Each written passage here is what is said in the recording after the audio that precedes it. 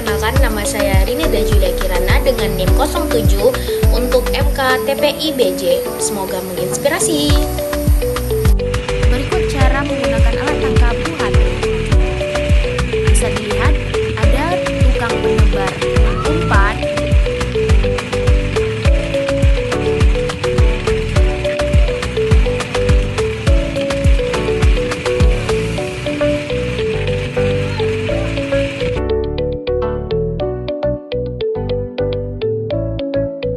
Di sini saya akan menjelaskan apa sih itu alat tangkap UHT. Nah, alat tangkap UHT atau sering disebut dengan pull and line merupakan alat tangkap ikan yang menggunakan joran, tali, dan mata pancing tanpa kait balik.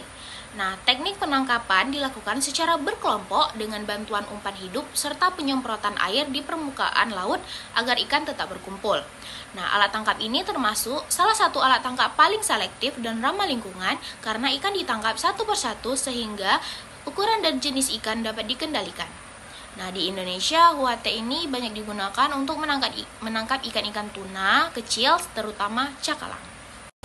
Baik, selanjutnya ada cara kerja alat tangkap UHT. Nah, cara kerjanya itu pertama, si kapal ini mencari gerombolan ikan menggunakan pengelaman nelayan atau alat bantu seperti fish finder.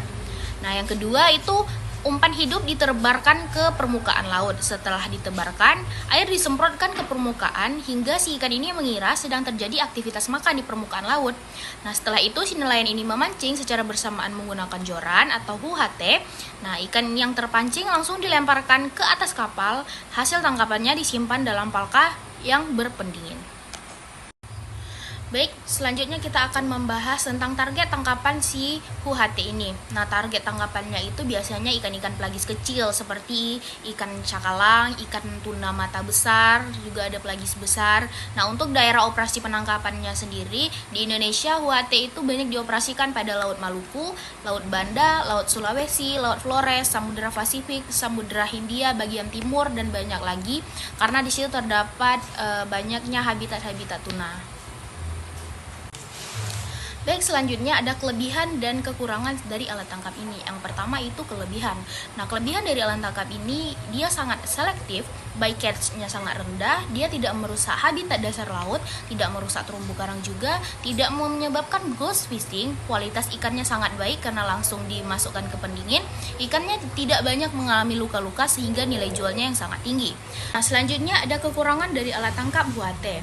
Nah, kekurangannya itu dia membutuhkan umpan hidup, membutuhkan banyak tenaga kerja, produktivitasnya lebih rendah dibandingkan purseine, sulit dioperasikan saat cuaca buruk, sangat bergantung pada keberadaan gerombolan ikan. Baik, selanjutnya ada dampak terhadap lingkungan.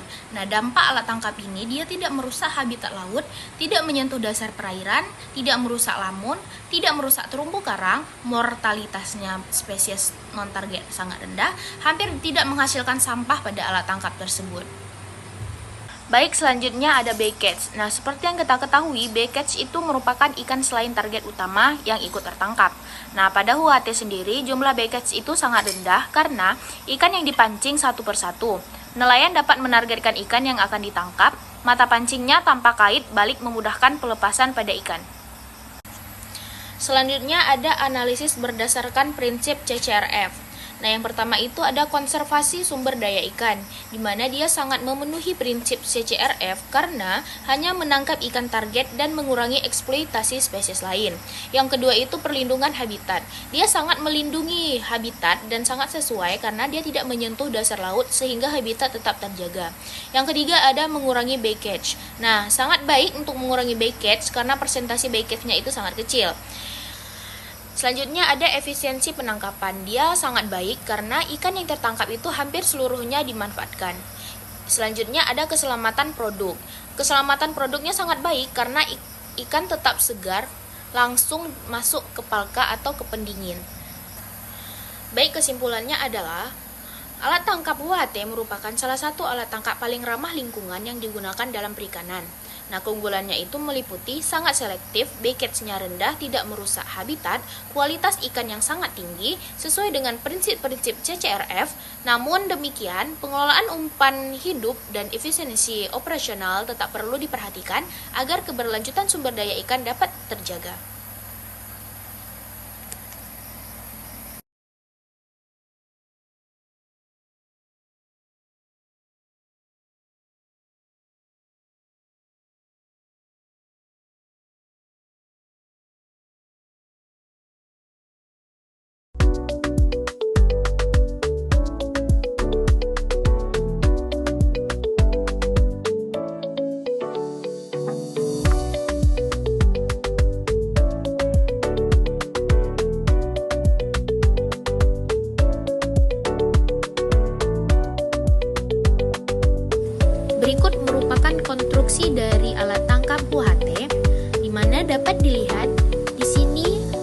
ada pool atau joran, dan ada tali kail dan mata kail yang tidak diikat berbalik.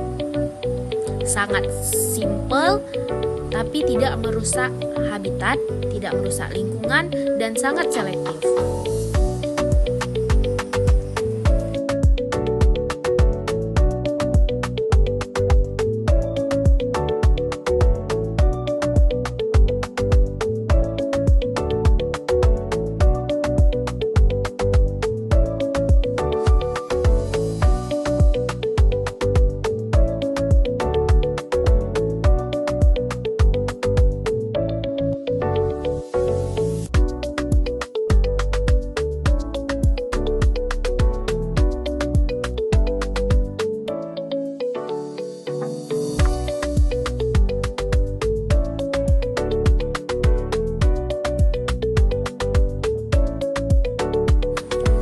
Alat tangkap HUHT bukan hanya sekedar alat menangkap ikan, melainkan simbol kearifan lokal masyarakat Maluku dalam menjaga keseimbangan alam dan kelestarian laut. Melaut dengan HUHT adalah wujud kesabaran menunggu kawanan cakalang tanpa merusak ekosistem. Tradisi HUHT adalah warisan leluhur, mengajarkan kita cara menghargai laut dengan menangkap ikan secara selektif dan bertanggung jawab. Di ujung joran HUHT terletak keahlian, kecepatan, dan insting nelayan sejati saat menarik cakalang dari perairan.